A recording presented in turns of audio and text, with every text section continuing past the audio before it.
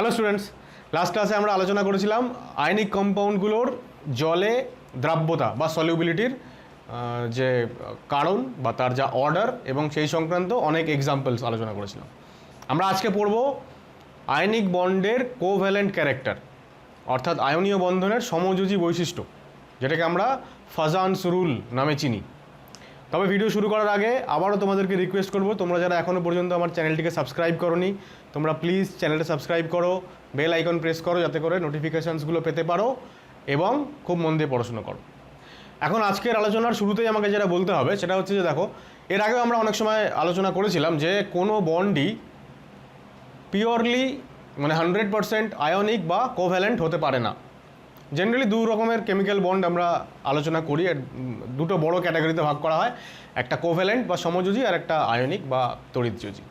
এখন কোনো বন্ডই 100% আয়নিক বা 100% কোভ্যালেন্ট হতে পারে না। ইভেন হাইড্রোজেন মলিকিউল H2, যেটাকে আমরা কোভ্যালেন্ট বলে জানি, সেটাও পিওরলি কোভ্যালেন্ট নয়, তার মধ্যেও 2% আয়নিক ক্যারেক্টার থাকে এবং 98% কোভ্যালেন্ট ক্যারেক্টার থাকে। তো কি হয়, কোনো কম্পাউন্ডের মধ্যে আমরা কম্পাউন্ডটাকে পিওরলি আয়নিক বা কোভ্যালেন্ট এইভাবে না ভেবে আমরা এরকমভাবে ক্যাটাগরাইজ করি যে কোনো একটা কম্পাউন্ড প্রিডমিনেন্টলি কোভ্যালেন্ট বা প্রিডমিনেন্টলি আয়নিক। আমরা পার্সেন্টেজ আয়নিক ক্যারেক্টার বের করার কিছু ফর্মুলা আগে বলেছিলাম, আমরা পরে আরও ফর্মুলা জানবো কীভাবে পার্সেন্টেজ আয়নিক ক্যারেক্টার বের করে থ্রু মেজারিং ডাইপোল মোমেন্টস। তো এই যে পার্সেন্টেজ, যদি এরকম দেখা যায় যে একটা কেমিক্যাল বন্ড তার মধ্যে মোর দ্যান 50% হচ্ছে তার মধ্যে আয়নিক ক্যারেক্টার বেরোলো, পার্সেন্টেজ আয়নিক ক্যারেক্টারের ভ্যালু মোর দ্যান 50 এলো, তাহলে আমরা বলবো যে সেই কম্পাউন্ডটার মধ্যে প্রিডমিনেন্টলি আয়নিক বন্ড আছে বা কম্পাউন্ডটা প্রিডমিনেন্টলি আয়নিক, আর উল্টোটা হলে কম্পাউন্ডটা প্রিডমিনেন্টলি কোভ্যালেন্ট। তাহলে আজকে ফার্স্ট পয়েন্ট হচ্ছে যে no chemical bond is 100% covalent or 100% ionic, ঠিক আছে? even H2 molecule has 2% ionic character and 98% covalent character,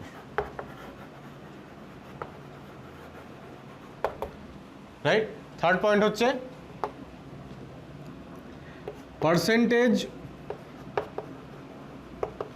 ionic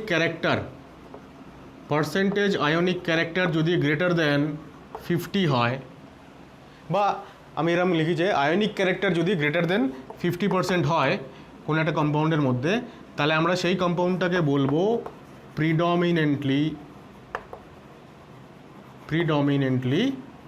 ionic compound, ঠিক আছে?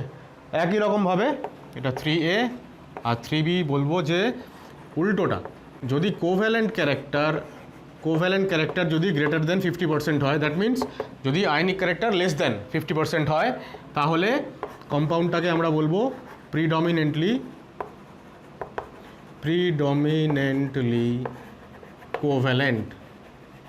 কোভ্যালেন্ট কম্পাউন্ড, ঠিক আছে? এইবার আমরা আসছি আয়নিক বন্ডে কীভাবে কোভ্যালেন্ট ক্যারেক্টার ডেভেলপ করে সেইটা, এটা কপি করে নাও। দেখো কী হচ্ছে, প্রথমে আমরা একটা ক্যাটায়ন নিচ্ছি, ক্যাটায়ন আর অ্যানায়নটাকে একটু বড় করি সাইজে, জেনারেলি অ্যানায়নটা বড় সাইজের হয় ক্যাটায়নের তুলনায়। এটা ক্যাটায়ন, মাঝখানের ডটটা হচ্ছে ওদের নিউক্লিয়াস আর সার্কেলটা হচ্ছে ওদের আউটার মোস্ট শেল। এবার দেখো, তো যেহেতু অ্যানায়নটা সাইজে বড় হয় তো এটাকে বড় লিখেছি। একটা কোয়েশ্চেন শুরুতেই তোমাদের মনে আসতে পারে যে অ্যানায়ন তো সাইজে বড় হবে ক্যাটায়নের থেকে, মানে এই যে কম্প্যারিজনটা আমরা তখনই করতে পারি যখন একটা সেম এলিমেন্ট বা সেম এলিমেন্টের অ্যাটম থেকে ক্যাটায়ন বা অ্যানায়ন তৈরি হবে। ফর এক্সাম্পল আমি যদি বলি Cl+, তার যা সাইজ রেডিয়াস সেইটা তার অর্ডার হবে এরকম, মানে Cl থেকে তৈরি হওয়া ক্যাটায়ন Cl থেকে তৈরি হওয়া অ্যানায়নের থেকে ছোট, এটা কনফার্ম। কিন্তু যদি দুটো আলাদা স্পিসিস হয় তাহলে তাদের মধ্যে ক্যাটায়ন ছোট না ক্যাটায়ন বড়, সেটা তো সবসময় এরকম নাও হতে পারে। তো সেই কেস নিয়ে আমরা পরে আলোচনা করছি। সাপোজ আমি যদি তোমাকে বলি যে কে প্লাস আর সিএল মাইনাস, এখন পটাশিয়াম হচ্ছে 19, ক্লোরিন 17 এবং এরা দুজন আইসো ইলেকট্রনিক। আইসো ইলেকট্রনিক যখন এরা হয় তখন আমরা জানি যে আইসো ইলেকট্রনিক স্পিসিসদের ক্ষেত্রে Z/E ভ্যারিজ উইথ 1/r, বা যে কোনো আয়নিক রেডিয়াই বের করার এটা হচ্ছে ফর্মুলা। প্রোটন যার বেশি হবে তার রেডিয়াস কম হবে, তাহলে প্রোটন বেশি হচ্ছে পটাশিয়ামের, তো রেডিয়াস কম। এবার এই যে রেডিয়াস কম, এইটা সিএল মাইনাস থেকে কে প্লাসের রেডিয়াস সামান্যই কম, কম্পেয়ারেবল। কিন্তু যদি এবার আমি সিএল মাইনাসের সঙ্গে Na প্লাস যদি কম্পেয়ার করি, কে প্লাসটাই আমি দেখলাম সিএল মাইনাস থেকে সামান্য কম, Na প্লাসে তো কে প্লাসের তুলনায় একটা শেল কম, তাই না? টোটাল নাম্বার অফ শেল যত সেটাই Na প্লাসে কে প্লাসের তুলনায় একটা কম, তাহলে সিএল মাইনাস থেকে ডেফিনেটলি Na প্লাস অনেক ছোট হবে। আমরা ওই ধরনের একটা এক্সাম্পল নিয়ে এইখানে শুরু করছি। আরও যদি আমরা প্রিসাইসলি ভাবি, আমরা Na প্লাস নিয়েও কথা বলবো না, আমরা Li প্লাস ভাবছি, Li প্লাস আর সিএল মাইনাস। তাহলে Li প্লাস ডেফিনেটলি অনেক ছোটো দেন সিএল মাইনাস। তো সেই রকম একটা কেস নিয়ে আমরা আলোচনা শুরু করছি। তারপরে আমরা এই যদি সিমিলার হয় বা ক্যাটায়ন যদি আরও বড় হয়, সিজিয়াম প্লাস যদি হয়, তাহলে সেটা সিএল মাইনাস থেকে বড়, সেই কেস আমরা পরে আলোচনা করছি। কি হয় যখনই ক্যাটায়ন এবং অ্যানায়ন পরস্পরের কাছাকাছি আসছে, এইদিকে যাচ্ছে, এইদিকে আসছে, মুখোমুখি আসছে, এলে পরে এদের মধ্যে অ্যাট্রাকশন চালু হবে। কি অ্যাট্রাকশন সেটাকে আমরা বলবো ইলেকট্রোস্ট্যাটিক ফোর্স অফ অ্যাট্রাকশন। আমি এরকম ডটেড কিছু লাইন দিয়ে বোঝানোর চেষ্টা করছি যে এদের মধ্যে একটা অ্যাট্রাকশন হচ্ছে। এখন এদের মধ্যে আয়নিক বন্ড তৈরি হবে। সাপোজ এটা Na প্লাস, আমরা আমাদের কনভেনিয়েন্সের জন্য এটা Na প্লাস, এটাকে সিএল মাইনাসই ভেবে নিচ্ছি। তাহলে এদের মধ্যে আয়নিক বন্ড তৈরি হওয়ার কথা, এবং এদের মধ্যে কেবলমাত্র ওই ইলেকট্রোস্ট্যাটিক ফোর্স অফ অ্যাট্রাকশনটাই কাজ করার কথা। কিন্তু বাস্তবে দেখা যাচ্ছে যে কী হচ্ছে, যখনই এরা পরস্পরের কাছে আসছে তখন ক্যাটায়ন কী করছে, অ্যানায়নের যে ইলেকট্রন ক্লাউড সেইটাকে নিজের দিকে টেনে নিচ্ছে, অ্যাট্রাক্ট করছে। এখন পজিটিভ চার্জ আর নেগেটিভ চার্জের মধ্যে অ্যাট্রাকশানটাই তো ইলেকট্রোস্ট্যাটিক ফোর্স অফ অ্যাট্রাকশন, এটা বলতেই পারো তোমরা, ডেফিনেটলি সেটা। কিন্তু ভাবো তোমরা যখন ইলেকট্রোস্ট্যাটিক্সে পড়বে হয়তো ক্লাস 12-এ ইলেকট্রোস্ট্যাটিক্সে, সেখানে আমরা কুলম্বের যে ফর্মুলা, যেখান থেকে আমরা দুটো চার্জের মধ্যে, দুটো পয়েন্ট চার্জের মধ্যে আমরা এই যে ফর্মুলা লিখলাম আমি, দুটো পয়েন্ট চার্জের মধ্যে যে ফোর্স অফ অ্যাট্রাকশন বা রিপালশন সেটাকে প্রকাশ করে F = K Q1 Q2/r²। এটা পয়েন্ট চার্জের জন্য অ্যাপ্লিকেবল। এখন ক্যাটায়ন বা অ্যানায়ন তো নিশ্চয়ই পয়েন্ট চার্জ নয়, তারা যখন পরস্পরের কাছাকাছি এসে গেছে তখন তাদের মধ্যে ডিস্টেন্সটাও এতটাও নয় যে একটার সাপেক্ষে অন্যটাকে পয়েন্ট বলে মনে হবে, তাও নয়। তাহলে যদি শুধুমাত্র এরা পয়েন্ট চার্জেস হতো তাহলে শুধুমাত্রই ইলেকট্রোস্ট্যাটিক ফোর্স অফ অ্যাট্রাকশন কাজ করতো যতটুকু কাজ করার কথা। এবার তার তুলনায় এখানে বেশি কিছু হবে। বেশি কিছু মানে, যেহেতু দেখো ক্যাটায়নে কি হয়, যখন কোনো একটা অ্যাটম থেকে ক্যাটায়ন তৈরি হয় তখন তার সাইজ কমে যায়। সাইজ যদি কমে যায় তাহলে আমরা বলতে পারি যে ক্যাটায়নের সাইজ কমে গেছে, ইলেকট্রন একটা লস করেছো, তাহলে ইলেকট্রনের তুলনায় প্রোটনের সংখ্যা বেড়ে গেছে, সুতরাং ওর এফেক্টিভ নিউক্লিয়ার চার্জ বেড়ে গেছে। আর অ্যানায়নে উল্টোটা হয়, অ্যানায়নের এফেক্টিভ নিউক্লিয়ার চার্জ কিন্তু তার পেরেন্ট অ্যাটমের থেকে কমে যায়। যেহেতু ক্যাটায়নের এফেক্টিভ নিউক্লিয়ার চার্জ নিউক্লিয়াসের খুব বেশি, তাহলে নিউক্লিয়াস খুব বেশি পরিমাণে এইবার নিজের ইলেকট্রন ক্লাউডকে তো বটেই, কাছাকাছি যদি অন্য কোনো অ্যাটমের ইলেকট্রন ক্লাউড থাকে তাকেও খুব বেশি করে এবার অ্যাট্রাক্ট করতে পারবে। ঠিক আছে, এই অ্যাট্রাকশান যদি হয় তাহলে এই যে ইলেকট্রন ক্লাউডটা এটা সরে আসবে ক্যাটায়নের দিকে। সরে যদি আসে তাহলে ব্যাপারটা দেখতে কেমন হবে? ব্যাপারটা অ্যাকচুয়ালি এবার এরকম দেখতে হয়, এই ক্যাটায়নটা যেরকম ছিল থাকলো, অ্যানায়নটা এইরকম থাকার কথা, স্ফেরিক্যালি সিমেট্রিক্যাল থাকার কথা। আমরা জানি এদেরকে আমরা স্ফিয়ার ভাবি, কিন্তু বাস্তবে যেটা হয় যে এর ইলেকট্রন ক্লাউডটা এইভাবে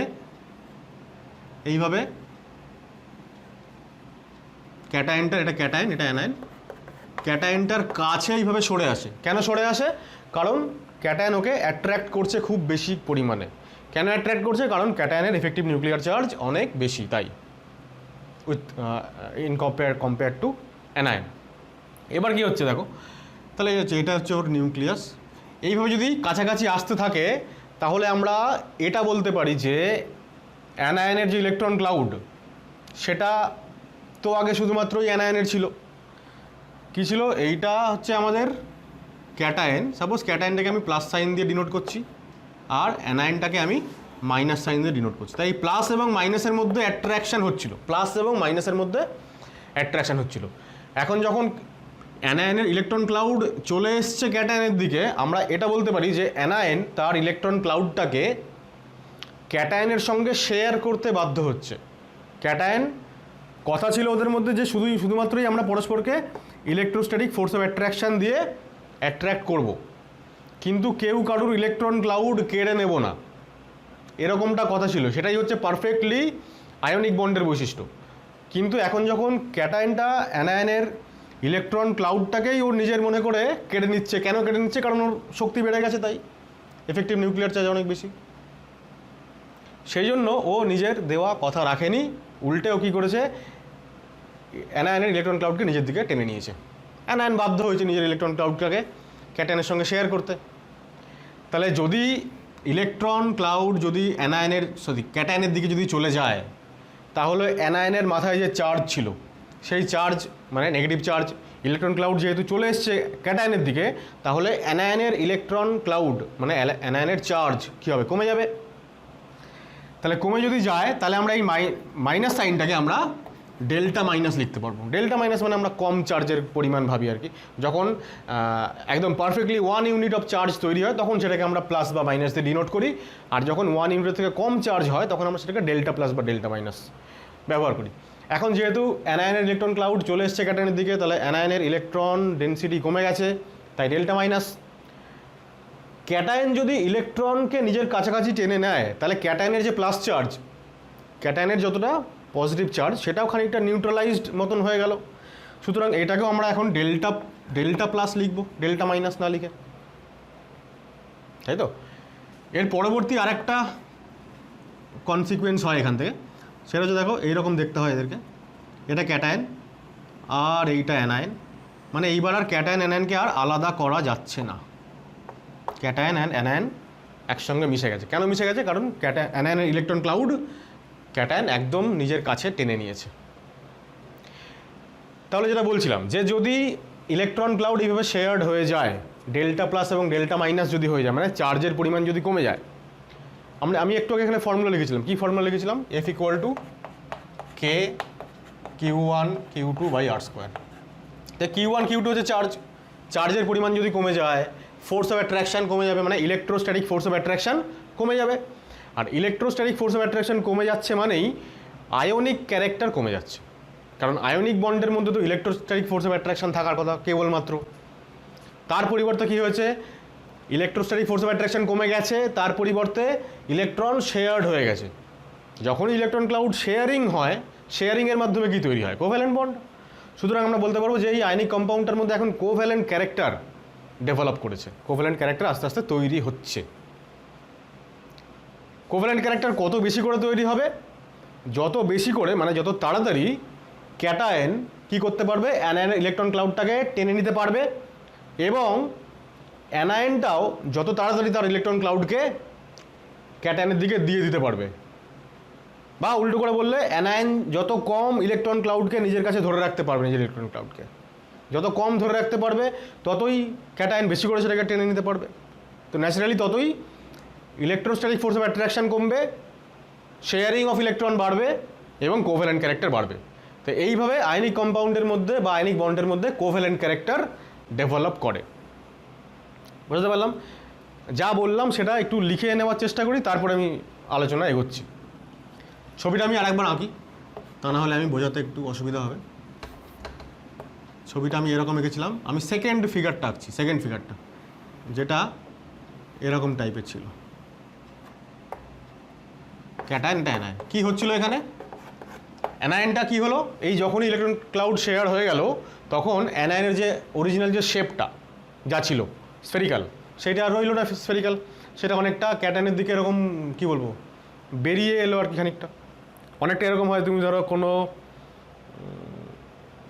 একটা বেলুন ফুলিয়েছো, গোল হয়ে আছে স্ফেরিক্যালি শেপড। এবার বেলুনটার মধ্যে তুমি যদি জল ভরে দাও এবং যদি ঝুলিয়ে দাও বেলুনটাকে, তাহলে কী হবে? ঠিক যেরকম শেপ হবে, অ্যানায়নটা এখন ঠিক সেরকম হয়ে গেছে দেখতে। তো এই রকম যখন শেপ হয়ে যায় অ্যানায়নের, আমরা বলি যে অ্যানায়নের যে আসল যে কি বলবো গঠনটা সেটা ডিফর্মড হয়েছে বা ডিস্টরশন হয়েছে, বা বাংলায় বললে বিকৃতি ঘটেছে অ্যানায়নের বিকৃতি বা ডিফরমেশন বা ডিস্টরশন। তো আমরা কী লিখছি দেখো, when a cation and an anion approaches each other, যখন এরা পরস্পরের কাছে আসতে শুরু করে, অ্যাপ্রোচ করে যখন কাছাকাছি, the nucleus of cation attracts the electron cloud of anion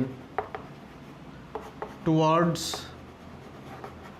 itself, নিজের দিকে অ্যাট্রাক্ট করে, কমা ডিউ টু হুইচ, যে কারণে কি হয়, অ্যানায়নের ডিফরমেশন ঘটে। অ্যানায়ন গেটস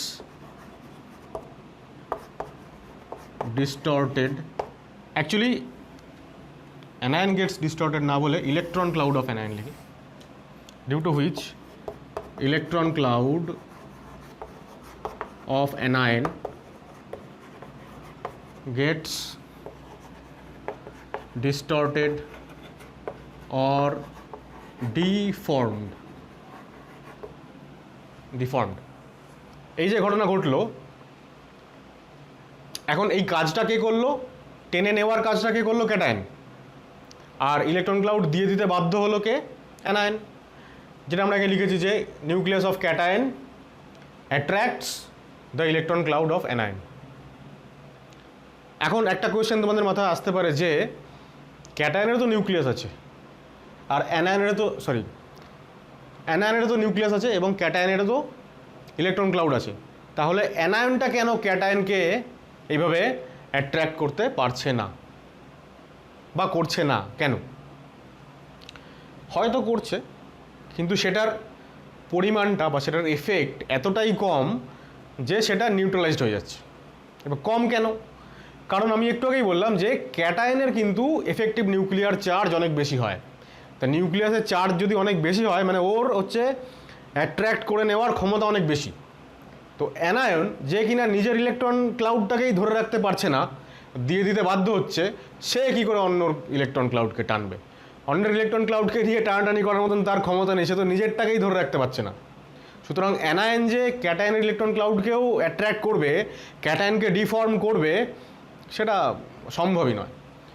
তো যার জন্য কী হচ্ছে, শুধুমাত্র ইলেকট্রন ক্লাউড অফ অ্যানায়নটাই ডিফর্মড হচ্ছে। এই ঘটনাটার টেকনিক্যাল টার্ম হচ্ছে পোলারাইজেশন, বাংলায় বলা হয় ধ্রুবায়ন। তো পোলারাইজেশন কেন? কারণ দুখানা পোল তৈরি হয়, ডেল্টা প্লাস ডেল্টা মাইনাস এইরকম পোল তৈরি হয়, সেই কারণে এটাকে পোলারাইজেশন বলছে। তাহলে এই যে অ্যানায়নটা ডিফর্মড হয়ে গেল, এই ঘটনাকে বলা হচ্ছে পোলারাইজেশন। পোলারাইজ করছে কে কাকে? ক্যাটায়নটা অ্যানায়নকে পোলারাইজ করছে। খুব ইম্পর্টেন্ট, এটা খুব মন দিয়ে শুনবে জায়গাটা। ক্যাটায়নটা কিন্তু অ্যানায়নকে পোলারাইজ করছে, উল্টোটা নয় কিন্তু। তো ক্যাটায়ন যে পোলারাইজ করছে, ক্যাটায়নের সেই ক্ষমতা আছে বলেই সে করছে। তো ক্যাটায়নটা এই যে অ্যানায়নের ইলেকট্রন ক্লাউডকে ডিফর্ম করে দিচ্ছে বা পোলারাইজ করে দিচ্ছে, এই ক্ষমতাটাকে বলা হয় ক্যাটায়নের পোলারাইজিং পাওয়ার, পোলারাইজ করার পাওয়ার। এবং এই যে অ্যানায়নটা পোলারাইজড হয়ে যাচ্ছে, অ্যানায়নের ইলেকট্রন ক্লাউডটা ডিফর্মড হয়ে যাচ্ছে, ডিস্টর্টেড হয়ে যাচ্ছে, অ্যানায়ন তার ইলেকট্রন ক্লাউডকে ধরে রাখতে পারছে না, এই ঘটনাকে বলছি আমরা যে অ্যানায়নটা পোলারাইজড হয়ে যাচ্ছে। তার মানে তো অ্যানায়নের এই পোলারাইজড হয়ে যাওয়ার যে টেন্ডেন্সি, সেটাকে আমরা বলি অ্যানায়নের পোলারাইজিবিলিটি মানে এবিলিটি টু গেট পোলারাইজড। কত তাড়াতাড়ি অ্যানায়নটা পোলারাইজড হয়ে যাচ্ছে, সেইটাকে বলা হচ্ছে অ্যানায়নের পোলারাইজেবিলিটি।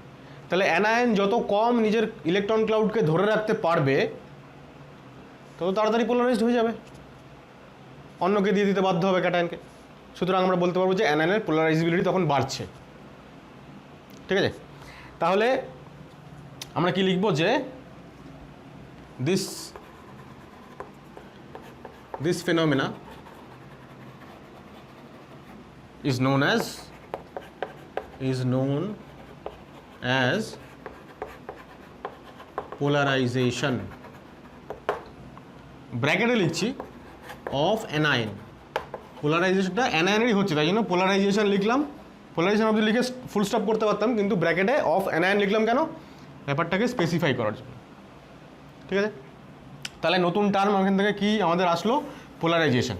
বোর্ডের পরীক্ষার জন্য কিন্তু ডেফিনেশনগুলো খুব ইম্পর্টেন্ট, যে পোলারাইজেশন কাকে বলে, পোলারাইজিং পাওয়ার কাকে বলে, পোলারাইজেবিলিটি কাকে বলে, তো সেইগুলো কিন্তু আমাদের অবশ্যই জানতে হবে।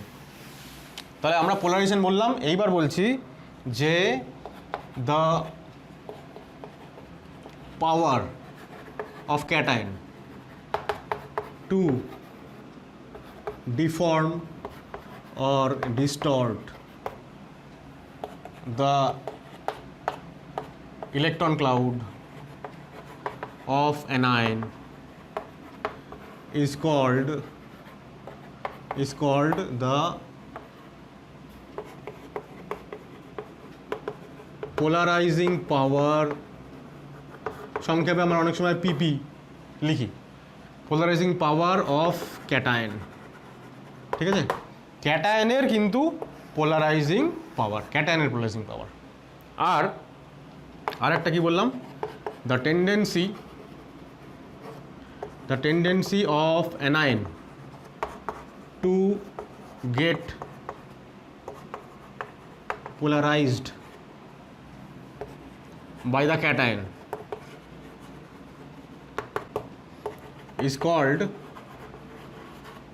is called polarizability of anion। ঠিক আছে, অ্যানায়নের পোলারাইজেবিলিটি। ঠিক আছে, তাহলে পোলারাইজেবিলিটি কার ধর্ম? অ্যানায়নের। পোলারাইজিং পাওয়ার কার ধর্ম? ক্যাটায়নের। আর ক্যাটায়ন তার পোলারাইজিং পাওয়ারের মাধ্যমে যখন অ্যানায়নকে পোলারাইজ করে তখন সেই ঘটনাটাকে আমরা বলি পোলারাইজেশন। যত বেশি পোলারাইজেশন হয়, অর্থাৎ ক্যাটায়নের পোলারাইজিং পাওয়ার যত বেশি হয় বা অ্যানায়নের পোলারাইজেবিলিটি যত বেশি হয়, তত কম্পাউন্ডটার মধ্যে বা ওই পার্টিকুলার বন্ডটার মধ্যে, ওই পার্টিকুলার আয়নিক বন্ডটার মধ্যে তত বেশি কোভ্যালেন্ট ক্যারেক্টার ডেভেলপ করে। ঠিক আছে, তাহলে সেইটা হচ্ছে আমাদের এখনকার লাস্ট পয়েন্ট, যে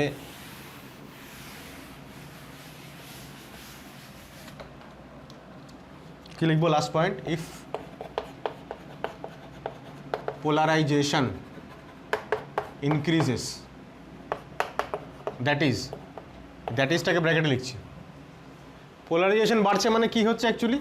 পোলারাইজিং পাওয়ার অফ ক্যাটায়ন বাড়ছে, অর বা অ্যান্ড দুটোই হতে পারে, অ্যান্ড অর লিখি, অ্যান্ড অর পোলারাইজেবিলিটি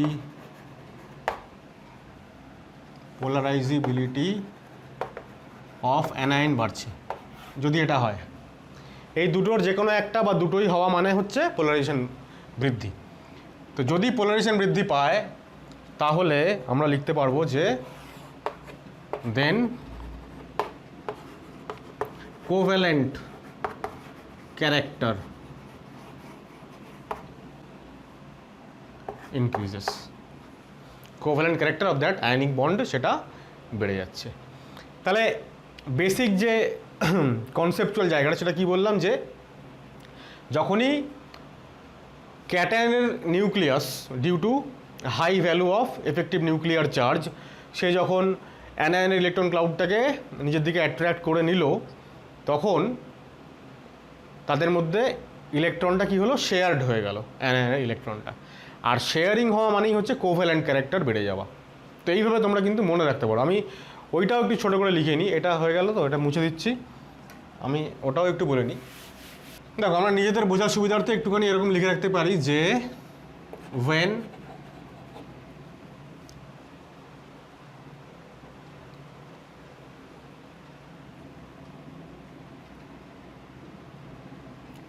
না due to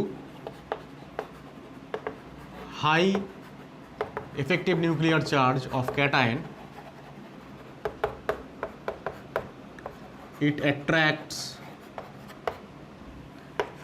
electron cloud of anion.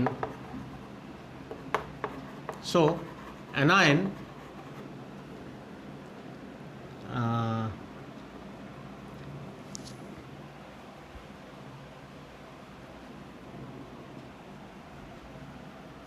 তো অন্যরকম করে লিখি, that is electron cloud of anion is shared between cation and anion. Electron ক্লাউডটা শেয়ার্ড হয়ে গেল, ঠিক আছে। শেয়ারিং যদি হয়ে যায় তাহলে আমরা বলবো যে দেন charge of both the ion gets neutralized to some extent. কিছু পরিমাণ চার্জ নিউট্রাল হয়ে গেল, অ্যানায়ন ইলেকট্রন যদি চলে যায় ওর কাছ থেকে চার্জ ডেন্সিটি কমে গেল, তো খানিকটা নিউট্রাল হয়ে গেল, যেটাকে আমরা ডেল্টা প্লাস আর ডেল্টা মাইনাসে কনভার্ট করার ব্যাপারটা বলছিলাম, সেইটা লিখলাম আর কি, যে খানিকটা চার্জটা নিউট্রালাইজড হয়ে গেল। তাহলে এর ফলে দুটো ঘটনা ঘটছে, এক হচ্ছে electrostatic force of attraction decrease করলো, তার মানে হচ্ছে কি আয়নিক ক্যারেক্টার ডিক্রিজ করলো। আর দু নম্বর আমরা এটা বলতে পারি যে ইলেকট্রন ক্লাউডের শেয়ারিং ঘটলো।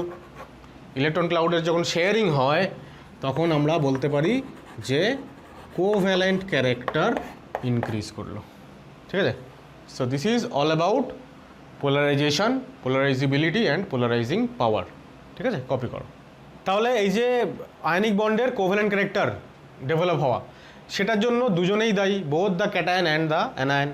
তাহলে এখন আমরা দেখব যে ক্যাটায়ন এবং অ্যানায়নের ঠিক কী ভূমিকা থাকে পোলারাইজেশন পাওয়ারের উপরে বা পোলারাইজিবিলিটির উপরে। তাহলে প্রথমে আমরা ক্যাটায়ন নিয়ে আলোচনা করি, অর্থাৎ ক্যাটায়নের পোলারাইজিং পাওয়ার। তাহলে পোলারাইজিং পাওয়ার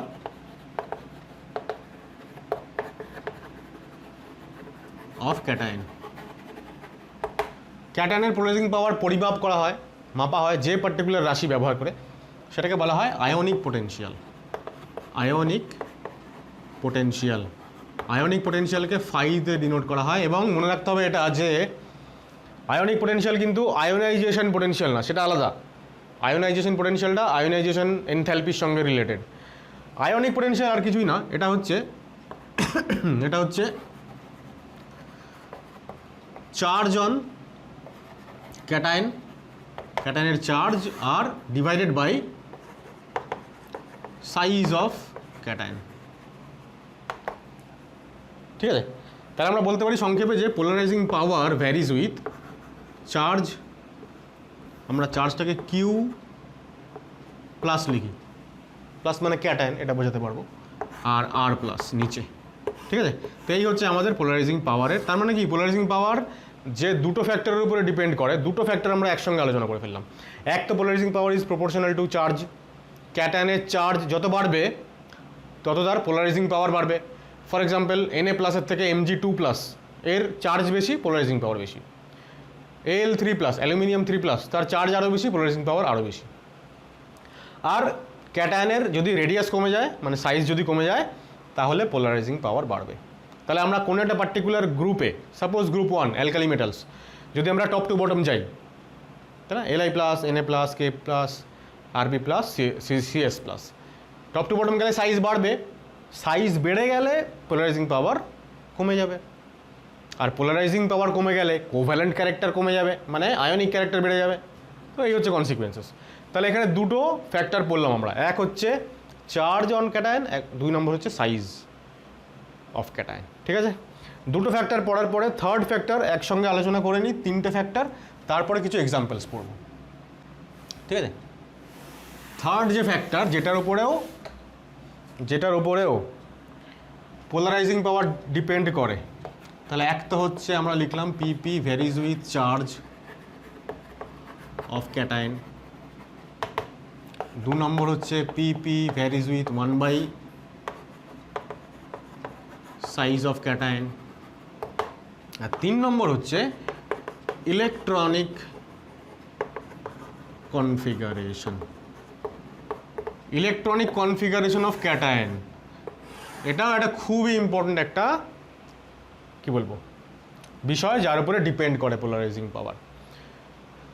জেনারেলি আমরা যখন পোলারাইজিং পাওয়ার কম্পেয়ার করব, যখন আমরা এক্সাম্পলগুলো করব দেখতেই পারবে, আমরা প্রথমে চার্জ এবং সাইজ এইগুলো নিয়ে কম্পেয়ার করব। যখন আমরা দেখব যে দুটো ক্যাটায়নের চার্জও প্রায় সমান, সাইজও প্রায় সমান, তখন আমরা এই থার্ড পয়েন্টটা ইলেকট্রনিক কনফিগারেশন, এটাকে আমরা তখন হিসাবের মধ্যে আনবো। এইবার বেসিক্যালি 2 রকমের ক্যাটায়ন হয়। ঠিক আছে, ইলেকট্রনিক কনফিগারেশনের উপরে বেস করে ক্যাটায়ন বেসিক্যালি 2 রকমের হয়। একটাকে আমরা বলি ক্যাটায়ন যাদের ইনার্ট গ্যাস কনফিগারেশন আছে। ইনার্ট গ্যাস কনফিগারেশন মানে কি? মানে হচ্ছে যাদের configuration NH2NP6 type. NH2NP6 inert গ্যাসদের যা কনফিগারেশন হয়, যেমন আমি বলতে পারি এখানে সমস্ত গ্রুপ 1 আর গ্রুপ 2 ক্যাটায়ন্স, সমস্ত গ্রুপ 1 আর গ্রুপ 2 ক্যাটায়ন্স এক্সেপ্ট Li প্লাস আর বেরিলিয়াম 2+, এক্সেপ্ট Li প্লাস আর বেরিলিয়াম 2+, ওদের বাইরের কক্ষে কটা করে ইলেকট্রন থাকে? 2টো করে, হিলিয়ামের মতন কনফিগারেশন হয়। কিন্তু বাকি সবার NH2NP6, তাই না? Na+, K+, calcium plus, barium plus, যাই ধরো না কেন সবারই হচ্ছে ইনার্ট গ্যাস কনফিগারেশন। তো এইটা এক ধরনের ক্যাটায়ন।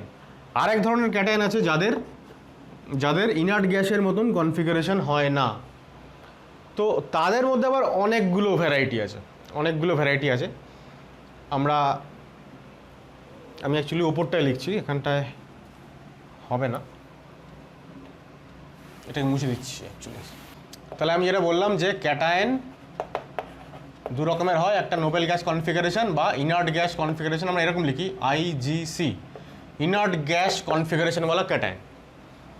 ঠিক আছে, যাদের NH2 বা NP6 হয়। আমি বললাম কারা?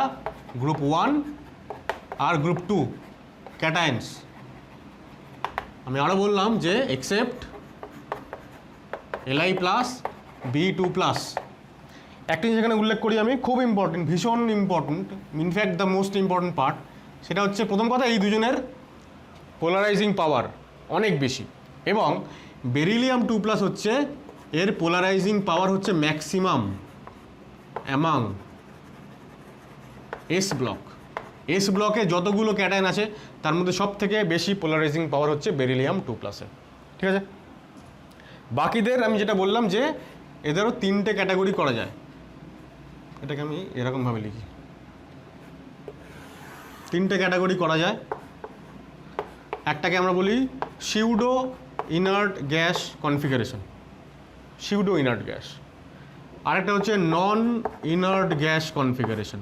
ঠিক আছে, একটু লিখে দিই নাহলে মুশকিল হবে বুঝতে। সিউডো ইনার্ট গ্যাস আর এটা নন ইনার্ট গ্যাস। ঠিক আছে, সিউডো ইনার্ট। আরেক টাইপ হয়, সেটাকে আমরা আদার ক্যাটাগরি অফ ক্যাটায়ন বলে চিহ্নিত করছি। কীরকম দেখো, সিউডো ইনার্ট গ্যাস কারা? যাদের কনফিগারেশন হয়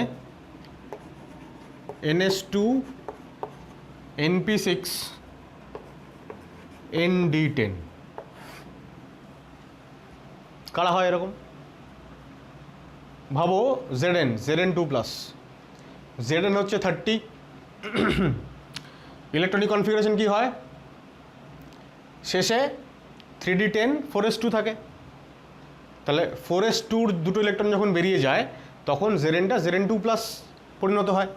তাহলে Zn2 প্লাসে 4s2 থেকে ইলেকট্রন চলে গেল, তাহলে পড়ে থাকলো কি 3d10, তাহলে 3d10 যখন আছে তার মানে 3s2 3p6ও আছে, আর তারপর 3d10 হচ্ছে। তাহলে Zn যদি হয়, Zn এর নিচে ক্যাডমিয়াম, তার নিচে মার্কারি, ঠিক আছে। Zn2 প্লাস যদি হয় তাহলে Cu প্লাস, ঠিক আছে, Cu প্লাসের 3d10 4s1, তাহলে 4s1 থেকে একটা ইলেকট্রন চলে গেলে পড়ে থাকলো 3d10, তার মানে 3d10 তার আগে 3s2 3p6 আছে। তাহলে এটা যদি হয় তাহলে সিলভারও হবে, গোল্ডও হবে, এছাড়াও আরও অনেক কিছু হতে পারে। ধরো কপারের ঠিক আগে গিয়ে থাকবে নিকেল, Ni, তাহলে Ni2 প্লাস যদি হয় তাহলে Ni2 প্লাসও এরকম।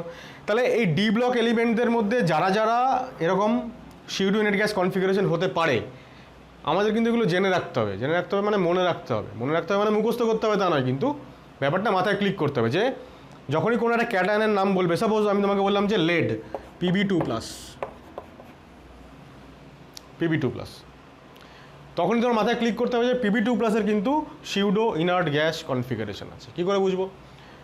পিরিয়ডিক টেবিলে group 14 carbon, silicon, germanium, tin and lead, এটা second period element. Third, fourth, fifth, sixth, এটা যদি সিক্সথ পিরিয়ড এলিমেন্ট হয়, আর যদি এটা গ্রুপ 14 হয়, গ্রুপ 14 হয় যদি, 14 এর কনফিগারেশন কি? NS2 NP2, NS2 NP2, তাহলে আমি Pb2 প্লাস বললাম না, অ্যাকচুয়ালি এটা Pb4 প্লাস হবে। Pb4 প্লাস যদি হয় তাহলে দেখো, তাহলে এটা 6s2 6p2 হচ্ছে এর কনফিগারেশন।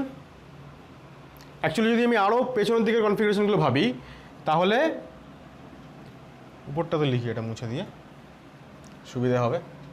এটা মুছছি পুরো,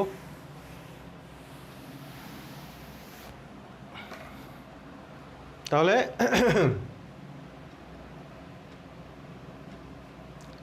তাহলে লেড হচ্ছে 82, তাহলে জেনন, তাই তো?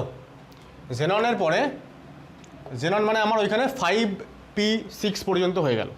5p6 এর পরে 4f14, 5d10, 6s2, 6p2, ঠিক আছে। এইবার Pb4 প্লাস বললাম, 4 প্লাস মানে এই লাস্টের শেল থেকে 4টে ইলেকট্রন চলে গেল, তাই যদি চলে যায় তাহলে পড়ে থাকবে কি? 5d10 পড়ে থাকবে।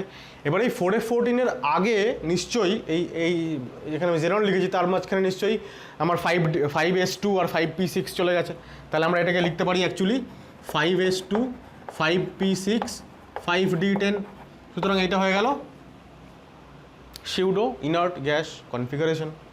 Pb4 প্লাস যদি হয় তাহলে ভাবো পিবির ঠিক আগে মানে গ্রুপ 13-এ পিবির বাঁ দিকে কে আছে? থ্যালিয়াম। তাহলে থ্যালিয়াম মানে Tl3 প্লাস। পিবির ঠিক ডান দিকে গ্রুপ 15-এ আছে বিসমাথ, তাহলে বিসমাথ 5 প্লাস।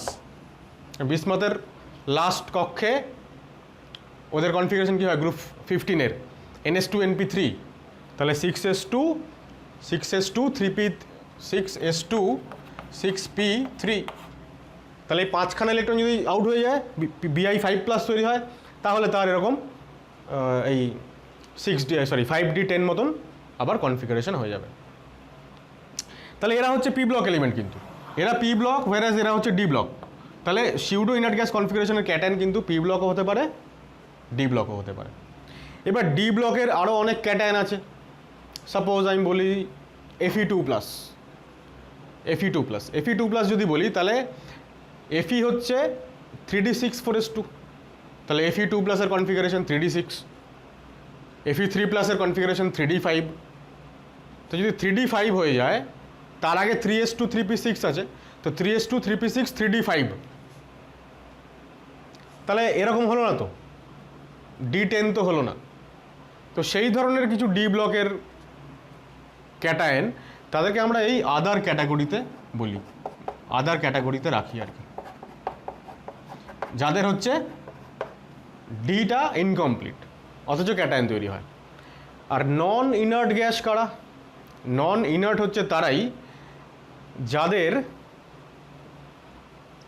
যাদের কনফিগারেশন না তো NS2 NP6, না তো NS2 NP6 ND10, না তারা ডি ব্লক এলিমেন্ট।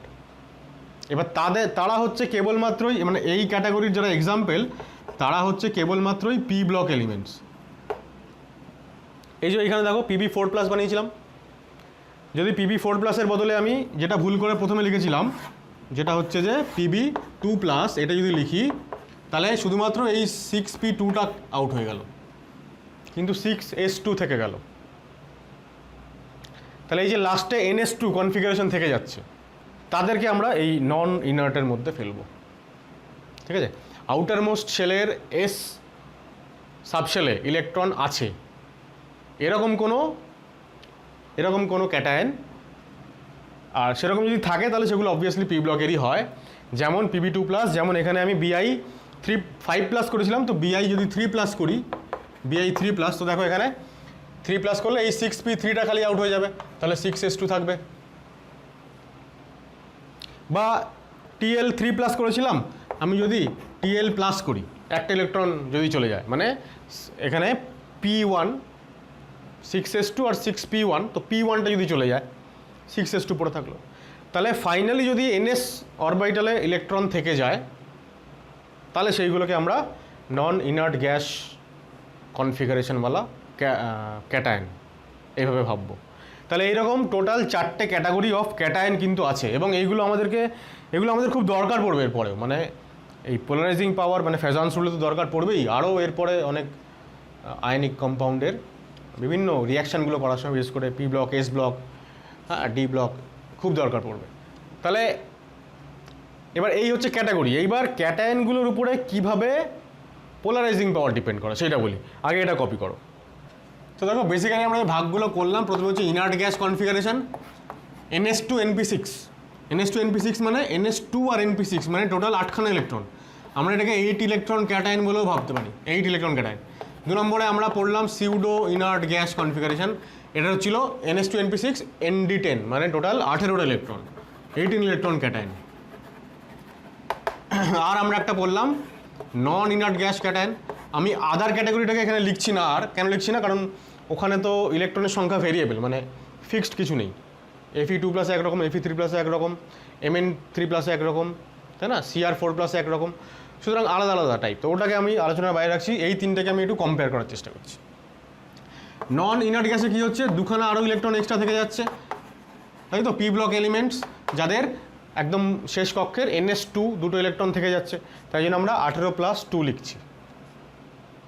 এবার এদের পোলারাইজিং পাওয়ারের যে ট্রেন্ড সেটা হচ্ছে ইনার্ট গ্যাস এর সব থেকে কম, ইনার্ট গ্যাস কনফিগারেশন যাদের, তাদের পোলারাইজিং পাওয়ার সব থেকে কম। তারপরে আসছে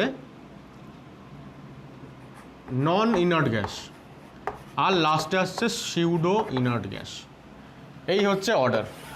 কী করে হচ্ছে এই অর্ডার আমরা একটু পরেই দেখব, অবশ্যই এখন বলেও দিতে পারি। সেটা হচ্ছে, দেখো আমি যে দুটো এক্সাম্পল নিয়ে শুরু করেছিলাম, ইনার্ট আর নন ইনার্ট আর সিউডো ইনার্ট, সেটা হচ্ছে PB2+ আর PB4+। PB4+কে আমি রেখেছিলাম কোথায়, সিউডো ইনার্ট গ্যাসের মধ্যে, মানে এটা 18 ইলেকট্রন আর এটাতে হচ্ছে 20 ইলেকট্রন। এবার এদের মধ্যে, এই দুটোর মধ্যে আমি কম্প্যারিজন করতে পারি এইভাবে যে, যেহেতু এখানে চার্জ বেশি, তাই না, মাথায় চার্জ বেশি মানে কি, 4টে ইলেকট্রন লেড অ্যাটম থেকে চলে গেছে, আর এখানে 2টো ইলেকট্রন চলে গেছে। তাহলে 4টে ইলেকট্রন যদি চলে যায়, তাহলে নাম্বার অফ প্রোটন আর নাম্বার অফ ইলেকট্রনের যা রেশিও সেটাও বেশি, মানে এফেক্টিভ নিউক্লিয়ার চার্জ বেশি এখানে। আর এফেক্টিভ নিউক্লিয়ার চার্জ বাড়লেই তো পোলারাইজিং পাওয়ার বাড়বে। অন্যরকমভাবে এরকম বলতে পারি যে এফেক্টিভ নিউক্লিয়ার চার্জ বাড়লে সাইজ কমে যাবে, রেডিয়াস কমে যাবে। তাহলে রেডিয়াস কমলে পোলারাইজিং পাওয়ার বাড়বে, চার্জ বাড়লে পোলারাইজিং পাওয়ার বাড়বে, সুতরাং 18 ইলেকট্রন সিস্টেমের পোলারাইজিং পাওয়ার বেশি হবে। তাই নন ইনার্ট গ্যাসের পোলারাইজিং পাওয়ার বেশি। ঠিক আছে, জেনারেলি যখন আমরা একই স্পিসিস থেকে তৈরি হওয়া দুটো ক্যাটায়নের মধ্যে আমরা কম্পেয়ার করছি। ঠিক আছে, এবার আমি যদি কম্পেয়ার করি যে PB4+ আর SN2+, SN2+ যদি আমি কম্পেয়ার করি, তাহলে আমি দেখবো যে SN2+-এরও 20 ইলেকট্রন সিস্টেম হয়, 18+2 নন ইনার্ট গ্যাসের মতন হয়। এবার সেই ক্ষেত্রে কিন্তু কম্প্যারিজনটা আরেকটু কমপ্লিকেটেড হবে। যখন যখন সেম এলিমেন্ট থেকে ক্যাটায়ন তৈরি হচ্ছে দুটো আলাদা অক্সিডেশন স্টেটে, তখন হায়ার অক্সিজেন স্টেটের ক্যাটায়নটা সেটার পোলারাইজিং পাওয়ার বেশি, এবং সেটা অবশ্যই তোমার সিউডো ইনার্ট গ্যাস কনফিগারেশনের হয়। ঠিক আছে, এবার আমরা সরাসরি চলে আসছি এক্সাম্পল। তাহলে দেখো কোয়েশ্চেন হচ্ছে compare polarising power of the followings. ঠিক আছে, অনেকগুলো কোয়েশ্চেন আছে, পোলারাইজিং পাওয়ার কম্পেয়ার করতে হবে। তাহলে এক তো হচ্ছে চার্জ বেশি হলে পোলারাইজিং পাওয়ার বেশি, লিখে রাখি এখানে যে পোলারাইজিং পাওয়ার কিউ প্লাস আর প্লাস, চার্জ বেশি হলে বেশি আর রেডিয়াস বেশি হলে কম। তো দেখো প্রথম এক্সাম্পলে সবাই এখানে আমার গ্রুপ 1 এলিমেন্ট, গ্রুপ 1 ক্যাটায়ন, তাহলে ওপর থেকে নিচে নামলে সাইজ বেড়ে যাচ্ছে, চার্জ সবারই সমান +1 চার্জ ফ্যাক্টর আউট হয়ে গেল। তাহলে যত নিচে যাচ্ছি লিথিয়াম থেকে সিএসএ তত সাইজ বাড়ছে, সাইজ বাড়লে পোলারাইজিং পাওয়ার কমবে। তাহলে অর্ডার হচ্ছে এটা, রাইট। পরেরটাও একই রকম, গ্রুপ 2, যত বেরিলিয়াম থেকে নিচের দিকে নামছি তত সাইজ বাড়ছে পোলারাইজিং পাওয়ার কমছে। এবার লিথিয়াম প্লাস আর বেরিলিয়াম 2+, মানে আমরা এবার অ্যালং আ পিরিয়ড বাঁ দিক থেকে ডান দিকে যাচ্ছি, তাই না? পিরিয়ড 2তে সেকেন্ড পিরিয়ডে সব থেকে আগে Li+, তার ডান দিকে বেরিলিয়াম 2+। এবার ডান দিকে গেলে সাইজ কমে একটুখানি, অ্যাজ ওয়েল অ্যাজ চার্জও বাড়ছে। তাহলে দুটোই ফ্যাক্টর পোলারাইজিং পাওয়ার বেড়ে যাওয়াটাকে সাপোর্ট করছে, তাহলে বেরিলিয়াম 2+-এর পোলারাইজিং পাওয়ার বেশি। ঠিক আছে, এখানে একটা কথা আমি মেনশন করবো, যেটা আমি আগেও বলেছিলাম, যে বেরিলিয়াম 2+ হ্যাজ ম্যাক্সিমাম পোলারাইজিং পাওয়ার। এটা একদম মনে রেখে দাও, যখনই কোথাও বেরিলিয়াম 2+ দেখবে কোনো ট্রেন্ডে সবার আগে ওটাকে রাখবে, কোনো লজিক নেই, জানবে যে ওটা সবার ঊর্ধ্বে। লজিক নেই মানে লজিক অবশ্যই আছে, মানে লজিকের বাইরে গিয়ে তুমি এটা মনে রাখবে আর কি, খুব ইম্পর্টেন্ট ইন এস ব্লক। তারপর দেখো সোডিয়াম, ম্যাগনেসিয়াম, অ্যালুমিনিয়াম, এটা এটা পিরিয়ড 2, এটা হচ্ছে পিরিয়ড 3, থার্ড পিরিয়ডে বাঁ দিক থেকে ডান দিকে যাচ্ছি। সবার আগে বাঁ দিকে সোডিয়াম, তার ডান দিকে ম্যাগনেসিয়াম, তারপরে গ্রুপ 13-এ অ্যালুমিনিয়াম। তো চার্জ বাড়ছে, এখানে চার্জ বাড়ছে অ্যাজ ওয়েল অ্যাজ সাইজও কমছে, দুটোই ফ্যাক্টর আবারও অ্যালুমিনিয়ামের পোলারাইজিং পাওয়ার যে বেশি সেইটাকে সাপোর্ট করছে। এবার দেখো বেরিলিয়াম 2+, অ্যালুমিনিয়াম 3+, এই যে কী লেখা আছে দেখো, বেরিলিয়াম 2+-এর ম্যাক্সিমাম। ঠিক আছে, তো এইখানটায় অবশ্যই স্টার করে দাও। ঠিক আছে, খুব ইম্পর্টেন্ট, ইনফ্যাক্ট এই সবকটা ইম্পর্টেন্ট আর কি। আমাদের যখনই এইগুলো আসবে না পরীক্ষায়, আমরা যদি খুব বেশি প্র্যাকটিস না করে থাকি তাহলে এইগুলোতে এসে আমাদের কনফিউশন হবে। এবং এইগুলো ঠিক আছে, তো একদম সাইজও বাড়ছে খালি, চার্জ কিছু হচ্ছে না, তো আমরা একদম যাচ্ছি সরাসরি। ইনফ্যাক্ট 3, 4 এগুলোতেও ঠিক আছে, মানে সহজ ব্যাপারটা, চার্জ বাড়ছে তো পোলারাইজিং পাওয়ার বাড়ছে, কিন্তু এইখানে এসে আমাদের গন্ডগোল হয়ে যায়। কী হচ্ছে দেখো, এখানে বেরিলিয়াম তো সবথেকে বেশি। কেন সবথেকে বেশি? কারণ দেখো বেরিলিয়াম থেকে যখন আমরা অ্যালুমিনিয়ামে যাচ্ছি চার্জ বাড়ছে, এখন চার্জ বেড়ে গেলে পোলারাইজিং পাওয়ার বেড়ে যাওয়ার কথা। চার্জ বাড়ছে কিন্তু বেরিলিয়াম গ্রুপ 2 এলিমেন্ট আর বেরিলিয়াম সেকেন্ড পিরিয়ড এলিমেন্ট আর অ্যালুমিনিয়াম থার্ড পিরিয়ড এলিমেন্ট। তাহলে একটা শেল এমনিতেই বড়, মানে সাইজ বড়, সাইজ বাড়লে আবার পোলারাইজিং পাওয়ার কমে যাওয়ার কথা। তো সাইজ ফ্যাক্টর, চার্জ ফ্যাক্টর দুটোকে একসঙ্গে ক্যালকুলেট করে এক্সপেরিমেন্টালি কী দেখা গেল, যে বেরিলিয়াম 2+-এর পোলারাইজিং পাওয়ার বেশি। ঠিক আছে, ব্র্যাকেটে আমি এখানে লিখে রাখবো considering both size and charge factor. ঠিক আছে, বেরিলিয়াম 2+-এর কিন্তু বেশি হচ্ছে। দেখো সোডিয়াম, ম্যাগনেসিয়াম, অ্যালুমিনিয়াম আমরা একটু আগেই করেছি, অ্যালুমিনিয়ামের বেশি, তারপরে ম্যাগনেসিয়ামের কম, সোডিয়ামের সবথেকে কম। এখন এদের সঙ্গে আমি বেরিলিয়ামকে দিয়ে দিয়েছি। পরীক্ষায় অর্ডারটা এরকম নাও থাকতে পারে, এটা তো কারেক্ট অর্ডার লিখেছি, ভুল অর্ডার থাকতে পারে, তখন আমরা এই 2+ আর 2+-কে একসঙ্গে রেখে দেবো আর 3+-কে বাড়িয়ে দেবো, এই ভুলটাই হয় আর কি। সুতরাং খুব কেয়ারফুল এই ঘাটটায়। ঠিক আছে, এই হচ্ছে অর্ডার। 7 নম্বর 8 নম্বর একই রকম। দেখো Li+ এবং Mg2+, লিথিয়ামের সাইজ অনেক ছোট, ম্যাগনেসিয়ামের সাইজ বড়, তাহলে সাইজের রেসপেক্টে সাইজ যার বড় তার পোলারাইজিং পাওয়ার কম হওয়ার কথা, কিন্তু এখানে চার্জ যেহেতু প্রায় ডাবল হয়ে যাচ্ছে, লিথিয়ামের যা রেডিয়াস তার তুলনায় ম্যাগনেসিয়ামের রেডিয়াস, মানে লিথিয়াম প্লাস এবং ম্যাগনেসিয়াম 2+ অবশ্যই রেডিয়াস কিন্তু এটার থেকে এটা ডাবল নয়, কিন্তু চার্জ এর থেকে ডবল, ইনফ্যাক্ট চার্জ এখানে ট্রিপল হয়ে যাচ্ছে, 3 গুণ হয়ে যাচ্ছে। তো ভাবো চার্জটা যেটা পাওয়ারের মানে যেটা ওপরে আছে সেটা ডাবল বা ট্রিপল হয়ে যাচ্ছে, কিন্তু রেডিয়াসটা তো সেই অনুপাতে ওকে কাউন্টার ব্যালেন্স করতে পারছে না। রেডিয়াস বাড়ছে বটে, এলআই প্লাসের তুলনায় এমজি টু প্লাসের রেডিয়াস বাড়ছে, এলআই প্লাসের তুলনায় এল3 প্লাসের রেডিয়াস বাড়ছে, কিন্তু রেডিয়াসটা যতটা বাড়ছে তার তুলনায় চার্জ অনেক বেড়ে যাচ্ছে। তো চার্জ ফ্যাক্টর ডমিনেট করছে। In fact most of the time charge ফ্যাক্টরই ডমিনেট করে।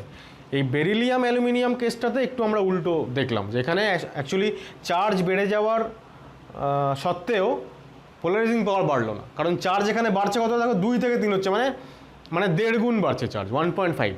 তো দেখা যাবে যে রেডিয়াসও হয়তো 1.5 গুণের থেকে সামান্য বেশি বেড়ে যাচ্ছে, সেই কারণে পোলারাইজিং পাওয়ার কমে যাচ্ছে। কিন্তু এই ক্ষেত্রে চার্জ বেড়ে যাওয়াটা অনেক বেশি দেন সাইজ বেড়ে যাওয়া, ঠিক আছে? যেটা আমরা এইখানেও দেখছিলাম সোডিয়াম, ম্যাগনেসিয়াম, অ্যালুমিনিয়ামে। যত আমরা এদিকে যাচ্ছি রেডিয়াস কমছে কিন্তু চার্জ বেড়ে যাচ্ছে। এখানে অবশ্যই রেডিয়াস কমছে, বাড়ছে না। স্টিল এখানে আমরা যেটা বলবো লিথিয়াম আর ম্যাগনেসিয়াম অ্যালুমিনিয়ামের ক্ষেত্রে চার্জ ফ্যাক্টর ডমিনেটস ওভার, উল্টো করে দিলাম, charge factor dominates over radius বা সাইজ ফ্যাক্টর। সেটা লিখে রাখি এখানে ছোটো করে, চার্জ ফ্যাক্টর ডমিনেটস, ঠিক আছে? চার্জ ফ্যাক্টরটা ডাবল বা ট্রিপল হয়ে যাচ্ছে, সেই অনুপাতে রেডিয়াস কিন্তু বাড়ছে না, ঠিক আছে? খুব ইম্পর্টেন্ট এই চারটে, কপি করো, আরও অনেক এক্সাম্পলস আছে। আচ্ছা, 9 নম্বর হচ্ছে পটাশিয়াম প্লাস এবং সিইউ প্লাস। খুব ভালো করে লক্ষ্য করো, পটাশিয়াম প্লাসে মানে পটাশিয়াম তো লাস্টে 4s1 থাকে কনফিগারেশনে, আর কপারেরও লাস্টে 4s1 থাকে। তো সেই 4s1 ইলেকট্রনটা বেরিয়ে যায় দুজনেরই, তারপরে এর 3d10 হয়ে যায়, তারপরে এর 3p6 হয়ে যায়। তাহলে যেহেতু দুজনেই 4th পিরিয়ড এলিমেন্ট, তাহলে ওদের সাইজ কম্পেয়ারেবল, চার্জ সেম, তাহলে এইবার ফ্যাক্টর হচ্ছে ইলেকট্রনিক কনফিগারেশন। এবার এটা inert gas configuration, NH2NP6 type, এটা সিউডো ইনার্ট গ্যাস 3d10, তাহলে সিউডো ইনার্ট গ্যাস কনফিগারেশনের পোলারাইজিং পাওয়ার বেশি, ঠিক আছে? তাহলে এটা ইনার্ট গ্যাস, এটা সিউডো ইনার্ট গ্যাস, ঠিক আছে? Fe2 প্লাস থেকে Fe3 প্লাসের নিশ্চয়ই বেশি হবে, কারণ একই এলিমেন্ট থেকে তৈরি হওয়া দুটো ক্যাটায়ন, যত পজিটিভ চার্জের পরিমাণ বাড়বে মানে এফেক্টিভ নিউক্লিয়ার চার্জ বাড়বে, তো পোলারাইজিং পাওয়ার বাড়বে, আর চার্জ বাড়লে পোলারাইজিং পাওয়ার বাড়বে, আর চার্জ বাড়লে এফেক্টিভ নিউক্লিয়ার চার্জ বাড়লে সাইজও কমে যাবে। সবকটা ফ্যাক্টরি এখানে Fe3 প্লাসের সাপোর্ট আছে, ওর পোলারাইজিং পাওয়ার বেশি। আচ্ছা, এবার Al3 প্লাস কী হবে দেখো, এবার এই দুটোই চার্জ সেম, যেহেতু Fe2 প্লাসের থেকে Al3 প্লাসের চার্জ বেশি, তাহলে চার্জ ফ্যাক্টরের জন্য Fe3 প্লাস কিন্তু ফেরাসের থেকে বেশি হয়ে যাবে। কিন্তু আবারও এটার হচ্ছে ইনার্ট গ্যাস কনফিগারেশন, এটার হচ্ছে pseudo inert gas configuration. Actually এটা সিউডো ইনার্টও না, এটা হচ্ছে আদার ক্যাটাগরিতে পড়বে। তাহলে ভেবে দেখো, আদার মানে যার না তো সিউডো ইনার্ট না তো নন ইনার্ট, তাই না? তা শুরুতে আমরা যখন ক্যাটায়নগুলোকে দুটো ভাগে ভাগ করেছিলাম, একটা হচ্ছে ইনার্ট গ্যাস আর একটা হচ্ছে আলাদা টাইপ, সেই আলাদা টাইপের মধ্যে আবার 3টে ভাগ করেছিলাম, একটা আদার, একটা সিউডো ইনার্ট, একটা নন ইনার্ট। যাই হোক না কেন, সেই আদার ক্যাটাগরিগুলো সবসময় তাদের পোলারাইজিং পাওয়ার ইনার্ট গ্যাসদের তুলনায় বেশি হবে, ইনার্ট গ্যাস কনফিগারেশন বলা যায় ক্যাটায়ন তাদের থেকে বেশি হবে। তাহলে অ্যালুমিনিয়ামের থেকে Fe3 প্লাসের বেশি, আবার অ্যালুমিনিয়াম 3 প্লাসের Fe2 প্লাসের থেকে বেশি, কেন? চার্জ ফ্যাক্টর ডমিনেট করছে। তাহলে ওভারঅল অর্ডারটা এরকম হয়ে যাবে যে এর থেকে অ্যালুমিনিয়ামের বেশি, তার থেকে আবার Fe3 প্লাসের বেশি। লজিকগুলো বোঝার চেষ্টা করবে এবং সেগুলো মনে রাখার চেষ্টা করবে, বা সাইডে ছোট করে হিন্ট লিখে রাখবে, যেটা পড়লে পরে তুমি বুঝতে পারবে যে কী হচ্ছে। প্রত্যেকটা কোয়েশ্চেনের কারণ ইন ডিটেল এখানে লেখা সম্ভব নয়, আমি মুখে আলোচনা করে দিচ্ছি, তোমরা তোমাদের সুবিধা মতন সেই কারণগুলো পাশে ছোটো ছোটো করে লিখে রাখবে। তারপরটা দেখো খুবই সোজা, চার্জ ফ্যাক্টর অবশ্যই, পাশাপাশি 3খানা ক্যাটায়ন, K প্লাস, ঠিক তার পাশে ক্যালসিয়াম, ঠিক তার পাশে আবার স্ক্যান্ডিয়াম থাকে। তো যত ডান দিকে যাচ্ছি সাইজ কমছে, চার্জ বাড়ছে, সুতরাং পোলারাইজিং পাওয়ার বাড়ছে। সেম এলিমেন্টের দুটো ক্যাটায়ন, তাহলে এইটা হচ্ছে দেখো Pb2 plus non inert gas configuration, আর এটা হচ্ছে সিউডো ইনার্ট গ্যাস কনফিগারেশন। একটু আগে আমরা বলছিলাম যে যদি সেম এলিমেন্ট থেকে তৈরি হয় তাহলে পোলারাইজিং পাওয়ার সিউডো ইনার্টের বেশি, নন ইনার্টের কম। এটা যদি মনে না থাকে তাহলে তুমি এরকমভাবে মনে রাখবে যে যেহেতু চার্জ বেশি, একই এলিমেন্ট থেকে তৈরি হওয়া ক্যাটায়ন, যার চার্জ বেশি তার এফেক্টিভ নিউক্লিয়ার চার্জ বেশি, সাইজ কম, পোলারাইজিং পাওয়ার বেশি, তাহলে এটা যা হবে এটাও তাই হবে একই রকম, SN4+ বেশি SN2+ থেকে। ক্যালসিয়াম আর Zn দেখো আবারও দুজনেই 4s, দুজনেই 4th পিরিয়ড এলিমেন্ট, সুতরাং চার্জ তো সমান দেখা যাচ্ছে, সাইজটা কম্পেয়ারেবল যেহেতু দুজনেই 4th পিরিয়ড। তাহলে আমরা ইলেকট্রনিক কনফিগারেশনে আসবো। এটা ইনার্ট গ্যাস, এটা সিউডো ইনার্ট গ্যাস, তাহলে সিউডো ইনার্টের পোলারাইজিং পাওয়ার বেশি। তারপরে আবার দেখো Zn ক্যাডমিয়াম, আচ্ছা Zn ক্যাডমিয়াম মার্কারি, মানে পরপর তিনজন আছে তাই না, 12 নম্বর গ্রুপে, গ্রুপ 12, Zn এর ঠিক নিচে থাকে ক্যাডমিয়াম আর তার নিচে থাকে মার্কারি। এখন যত নিচের দিকে নামছি এখানে 3D, তাই না, 3D10, এখানে 4D10, এখানে 5D10, 5D10 এর আগে কিন্তু 4F14ও আছে। তার মানে দেখো এখানে 10খানা ইলেকট্রন, 20খানা ইলেকট্রন আছে, এখানে ইলেকট্রনস প্লাস F ইলেকট্রনস, সুতরাং এদের শিল্ডিং এফেক্ট বা স্ক্রিনিং এফেক্ট একদম কম। F এবং D এর শিল্ডিং খুবই পুয়ার হয়। ন্যাচারালি এফেক্টিভ নিউক্লিয়ার চার্জ অনেক বেশি। এফেক্টিভ নিউক্লিয়ার চার্জ যদি বেশি হয়, পোলারাইজিং পাওয়ার বেশি, তাই না, তাহলে দিস ইজ দ্য অর্ডার, কারণ Z এফেক্টিভের এই হচ্ছে অর্ডার, যে অর্ডারে Z এফেক্টিভ বাড়ছে সেই অর্ডারে পোলারাইজিং পাওয়ার বাড়ছে। একই ঘটনা এর ক্ষেত্রেও, জিঙ্কের ঠিক বাঁ দিকে থাকে কপার, কপারের নিচে সিলভার, তার নিচে গোল্ড, তাহলে ওদেরও same order due to increased effective nuclear charge. ওখানে আরও দুটো আছে দেখো, Cu+, Cu2+, আবারও Cu2+ এর বেশি, একই লজিকে, যে লজিকে SN4+ বা Pp4+ এর বেশি হয়েছিল। আচ্ছা এইখানে দেখো এই তিনজনই হচ্ছে পি ব্লকের 6th পিরিয়ড এলিমেন্ট, তাই তো, সরি 6th পিরিয়ডে, এটা গ্রুপ 13, এটা গ্রুপ 14, এটা গ্রুপ 15, পাশাপাশি তিনজন, সাইজ কম্পেয়ারেবল, কিন্তু চার্জ ফ্যাক্টর ওইখানে ডমিনেট করে যাচ্ছে। চার্জ যদি বেশি হয় তাহলে পোলারাইজিং পাওয়ার বেশি হবে। ঠিক আছে, তিনজনই কিন্তু এখানে দেখো এটা 1+, 2+, ওটা 3+, মানে তিনজনই হচ্ছে নন ইনার্ট গ্যাস কনফিগারেশন, মানে ইলেকট্রনিক কনফিগারেশনটা এখানে কোনো ডিসাইডিং ফ্যাক্টর না, তিনজনেরই ইলেকট্রনিক কনফিগারেশন একই টাইপ, নন ইনার্ট গ্যাস, তাহলে ডিসাইডিং ফ্যাক্টরকে চার্জ। ঠিক আছে, লাস্ট এক্সাম্পল দেখো, আবারও স্টার চিহ্ন দিয়েছি, এগুলোকে আমরা সেপারেটলি করেছিলাম এর আগেই, কিন্তু কম্বাইন্ড এরকম থাকলে একটু গন্ডগোল হয়ে যায়। তো বেরিলিয়াম 2+ তো সব থেকে বেশি, ঠিক আছে, এরপর বাকি যারা থাকলো তাদের মধ্যে অ্যালুমিনিয়ামের চার্জ সব থেকে বেশি। আমরা ইন্ডিভিজুয়ালি দুটোও করেছিলাম, সেখানে আমরা বললাম যে বেরিলিয়ামের ক্ষেত্রে মানে একটা এক্সেপশনাল কেস টাইপ, এটা size factor dominates over charge factor. এরপর দেখো, এরপর ম্যাগনেসিয়াম হবে 2+ ডিউ টু চার্জ ফ্যাক্টর। এবার সোডিয়াম আর লিথিয়ামের মধ্যে কার বেশি? লিথিয়াম, সাইজ ছোট তাই, আর সোডিয়ামের সাইজ বড় তাই ও সব থেকে বড়। ঠিক আছে, আমরা এইগুলো আলাদা করে কম্পেয়ার করেছিলাম, অ্যালুমিনিয়াম 3+ এর সঙ্গে Li+, Mg2+ এর সঙ্গে Li+ কম্পেয়ার করেছিলাম। তো কম্বাইন্ড এইটা খুব ইম্পর্টেন্ট, এটা অনেক সময় পরীক্ষাতে আসে। তাহলে এই হচ্ছে কারেক্ট অর্ডার। আমরা অ্যাকচুয়ালি ক্যাটায়নের পোলারাইজিং পাওয়ার কোন তিনটে ধর্মের উপর ডিপেন্ড করে আমরা দেখলাম, সাইজ, চার্জ এবং ইলেকট্রনিক কনফিগারেশন। এইবার আমরা দেখব অ্যানায়নের পোলারাইজিবিলিটি কিসের উপর ডিপেন্ড করে। আচ্ছা, এবার পোলারাইজিবিলিটি অফ অ্যানায়ন দেখো তিনটে ফ্যাক্টরের উপর ডিপেন্ড করে।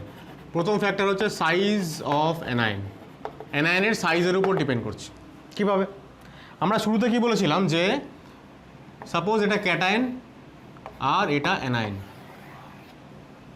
আমরা বলেছিলাম যে ক্যাটায়নটা কেন অ্যানায়নকে পোলারাইজ করতে পারছে, কারণ এর এফেক্টিভ নিউক্লিয়ার চার্জ বেশি, ঠিক আছে, আর অ্যানায়নের এফেক্টিভ নিউক্লিয়ার চার্জ কম, সেই কারণে অ্যানায়ন ওই একই কাজ ক্যাটায়নের উপরে করতে পারছে না।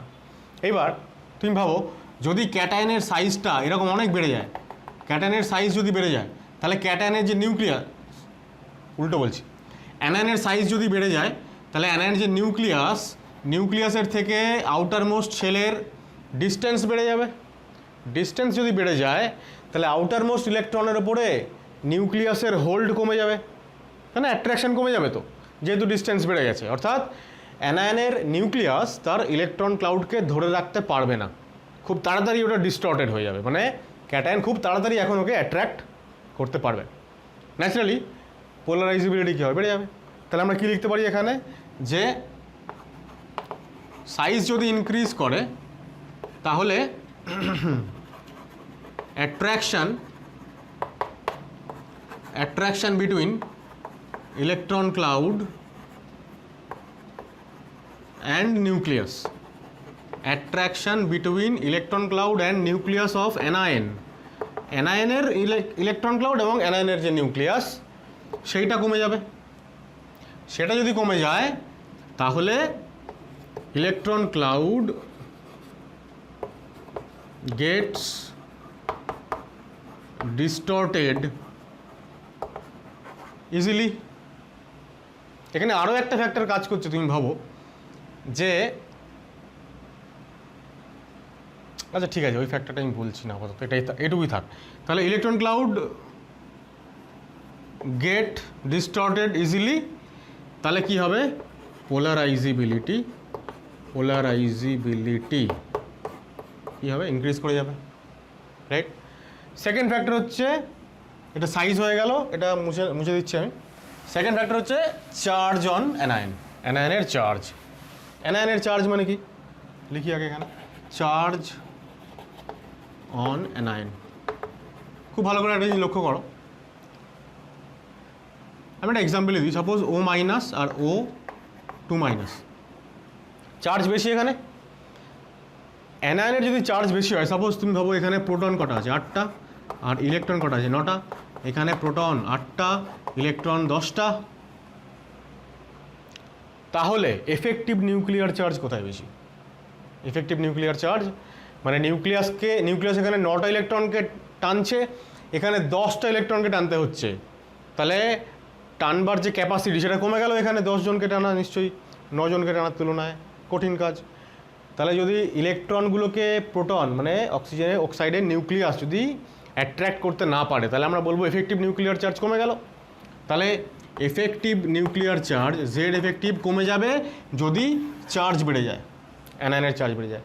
আর অ্যানায়নের জেড এফেক্টিভ কম হলে তবেই তো ক্যাটায়ন ওকে বেশি বেশি করে অ্যাট্রাক্ট করতে পারবে, ডিস্টর্ট করতে পারবে, তাই তো?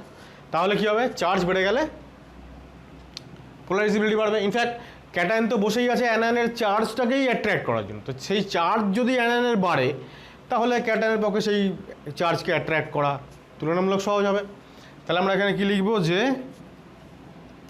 চার্জ যদি ইনক্রিজ করে তাহলে effective nuclear charge Z effective decrease করবে, আর জেড এফেক্টিভ ডিক্রিজ করাটাই হচ্ছে অ্যানায়নের ইলেকট্রন ক্লাউডের ডিস্টর্ট হয়ে যাওয়ার কন্ডিশন। সুতরাং পোলারাইজিবিলিটি বাড়বে।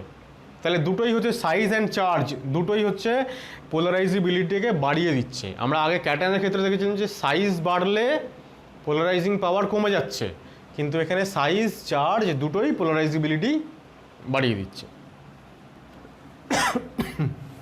থার্ড একটা ফ্যাক্টর আছে এখানে, যেটা নিয়ে খুব বেশি আলোচনা হয় না কোনো জায়গাতেই, সেটা একটু আলোচনা করে দিই।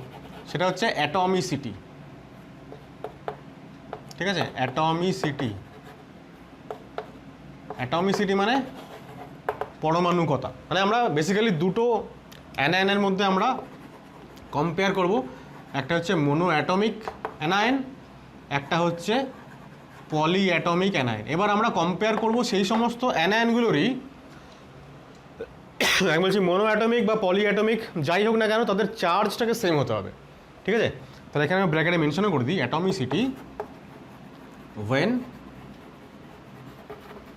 charge on anion is same. For example, ধরো সালফাইড আর সালফেট। এবার দেখো 2 মাইনাস চার্জ দুটোতেই, এখানে এই চার্জটাকে ধরে আছে কে, একটা সালফার অ্যাটম, একটা অ্যাটম সালফার। তাহলে একটা সালফার অ্যাটমের নিউক্লিয়াস এই চার্জটাকে ধরে বসে আছে, ও চাইছে না চার্জটাকে দিতে, ক্যাটায়ন এসে নিয়ে চলে যাবে সেটা ও চাইছে না, ও হোল্ড করে আছে। যদি ক্যাটায়ন এসে ওর চার্জকে অ্যাট্রাক্ট করে নিয়ে চলে যায় তাহলে ও পোলারাইজ হয়ে যাবে। তো এইবার এইখানে কী হচ্ছে দেখো, ওই সেম অ্যামাউন্টের চার্জ কিন্তু আছে, অথচ টোটাল 5খানা অ্যাটম আছে।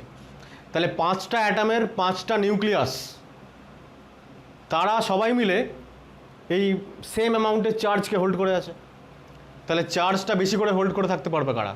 যেখানে পাঁচটা নিউক্লিয়াস রয়েছে র্যাদার দেন যেখানে একটা নিউক্লিয়াস আছে। তাহলে এর ক্ষেত্রে কী হবে, ক্যাটায়ন খুব সহজে এর ইলেকট্রন ক্লাউডকে ডিস্টর্ট করতে পারবে না। পারবে কাকে? একে। তাহলে পোলারাইজেবিলিটি কার বেশি হবে? মনো অ্যাটমিক দেন পলিঅ্যাটমিক। ঠিক আছে, এই তিনটে ফ্যাক্টরের উপরে পোলারাইজেবিলিটি অফ অ্যানায়ন ডিপেন্ড করে। আমরা এবার কয়েকটা এক্সাম্পল দেখে নিই। তো কোয়েশ্চেন হচ্ছে কম্পেয়ার পোলারাইজেবিলিটি অফ দ্য ফলোয়িংস। এবার এখানে দেখো প্রথম এক্সাম্পলটাতে ক্লোরাইড, ফ্লোরাইড, ব্রোমাইড, আয়োডাইড, তো চার্জ সবার সেম, সাইজ ফ্যাক্টর এখানে কাজ করবে। সবথেকে বড় সাইজ হচ্ছে আয়োডাইড, তো সাইজ বাড়ছে, পোলারাইজেবিলিটি বাড়ছে। এখানেও তাই, এটা গ্রুপ 17 এগুলো অ্যানায়ন, এগুলো গ্রুপ 16 অ্যানায়ন। তাহলে অক্সাইড সাইজ সবথেকে কম, তো পোলারাইজেবিলিটি সবথেকে কম। তারপর sulphide, selenide and টেলুরাইড।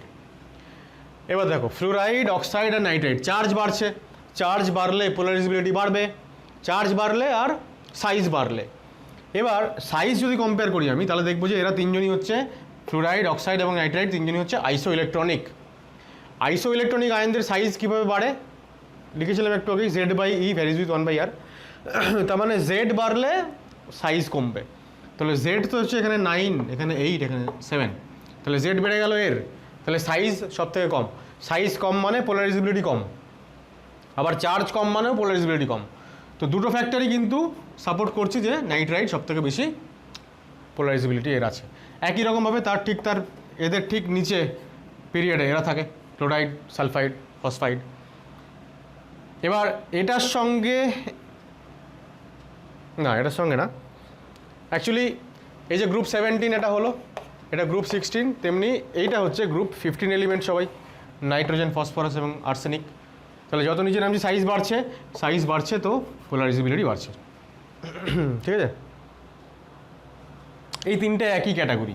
Key category? অ্যাটমিসিটি। এটা মনো অ্যাটমিক, পলিঅ্যাটমিক। মনো অ্যাটমিকের সবসময় পোলারাইজেবিলিটি বেশি হয়। ঠিক আছে, সব তিনটে একই রকম। কপি করো, দেখো লাস্ট তিনটে এক্সাম্পল, ClO4-, ClO3-, ClO2- আর ClO-। সবাই কিন্তু এখানে পলিঅ্যাটমিক, সুতরাং মনো অ্যাটমিক, পলিঅ্যাটমিক ওই কনসেপ্ট এখানে কাজে লাগবে না। কাজে লাগবে একটাই জিনিস, সেটা হচ্ছে যে এখানে Cl তার চারদিকে 4খানা অক্সিজেন, সুতরাং এর সাইজ অনেক বড়। যত আমরা এখান থেকে ওইদিকে যাচ্ছি সাইজ কমছে বলে এদের পোলারাইজেবিলিটি কমবে। ঠিক আছে, এখানেও তাই, কার্বনেট আর অক্সালেটের সাইজ অবশ্যই বড়, 2টো কার্বন 4টে অক্সিজেন, এখানে 1টা কার্বন 3টে অক্সিজেন, তো এর সাইজ বড় বলে পোলারাইজেবিলিটি বেশি। আর এইটা দেখো আমি 3খানা স্টার দিয়েছি, খুব ইম্পর্টেন্ট। মনে করে দেখো আমরা এদের সাইজ কম্পেয়ার করেছিলাম, অ্যাটমিক রেডিয়াস যখন পড়েছিলাম পিরিয়ডিক টেবিলে, সাইজ কম্পেয়ার করেছিলাম। সেখানে বলেছিলাম যে হাইড্রাইডের ক্ষেত্রে কি হয়, যখন একটা ইলেকট্রন চলে আসে তখন ওর ইলেকট্রন মানে চার্জ প্রায় ডবল হয়ে যাচ্ছে। যেহেতু চার্জ ডবল হয়ে যাচ্ছে তাই ওর রেডিয়াস অনেক বেড়ে যায় মানে কত বেশি হয়, আমরা সাইজ এরকম বলেছিলাম যে ব্রোমাইডের থেকেও বেশি সাইজ হয়ে যায় হাইড্রাইডের। খুব ইম্পর্টেন্ট, ওখানে একটা এটা ছিল অর্ডারটা, সাইজের অর্ডারটা। কিন্তু পোলারাইজেবিলিটি, তাহলে সাইজ ফ্যাক্টর তো এখানে পোলারাইজেবিলিটির জন্য খালি সাইজ ফ্যাক্টরই কাজ করছে, কারণ চার্জ তো সবার সমান। তা সত্ত্বেও পোলারাইজেবিলিটির অর্ডার কিন্তু এইটা হয় না। কেন হয় না? কারণ দেখো সাইজ অনেক বড় হাইড্রাইডের, তাহলে সাইজ বড় হলে তার যে ইলেকট্রন ক্লাউড সেইটা তাড়াতাড়ি ডিস্টর্টেড হবে। কিন্তু মুশকিল হচ্ছে যে ইলেকট্রনের সংখ্যাই তো কম, 2টো, whereas এদের ইলেকট্রনের সংখ্যা তো অনেক, তাই না? তো হাইড্রাইডের সাইজ অনেক বড়, ইলেকট্রন ক্লাউডের উপরে নিউক্লিয়াসের কন্ট্রোল সেভাবে নেই, খুব তাড়াতাড়ি ক্যাটায়ন এসে ওকে পোলারাইজ করতে পারে, কিন্তু পোলারাইজ করবে এটা কাকে? ইলেকট্রন ক্লাউডের ডেনসিটি তো অনেক কম, মাত্র 2খানা ইলেকট্রন, সেই কারণে পোলারাইজেবিলিটি কমে যায়। এবার কমে গিয়ে এটা এইখানে চলে আসে, মোটামুটি এই ফ্লুরাইডের পরে চলে আসে। তাহলে ফ্লুরাইডের থেকে জাস্ট একটুখানি বেশি হয় হাইড্রাইডের, কিন্তু তারপরে বাকি যারা রয়েছে তাদের পোলারাইজেবিলিটি কিন্তু অ্যাজ ইউজুয়াল অনেক বেশি হয়। তাহলে ফ্লুরাইড, হাইড্রাইড এবং তারপরে ক্লোরাইড, ব্রোমাইড অ্যান্ড আয়োডাইড। ঠিক আছে, খুব ইম্পর্টেন্ট, এটা মনে রাখবে, এটা কিন্তু যে কোনো সময় পরীক্ষায় আসতে পারে। ঠিক আছে, কপি করো। তাহলে আমরা ফেজান্স রুল এবং covalent character in ionic bond আমরা ডিটেইলড আলোচনা করলাম। নেক্সট ক্লাসে এর কিছু অ্যাপ্লিকেশান আমরা পড়ব। তবে যাওয়ার আগে আরও একবার তোমাদেরকে রিকোয়েস্ট করছি যে যদি আমার ভিডিও তোমাদের ভালো লেগে থাকে তাহলে অবশ্যই চ্যানেলটাকে সাবস্ক্রাইব করো, বেল আইকন প্রেস করো যাতে করে নোটিফিকেশানসগুলো পেতে পারো। খুব মন দিয়ে পড়াশোনা করো এবং ভিডিওগুলো দেখতে থাকো। টাটা।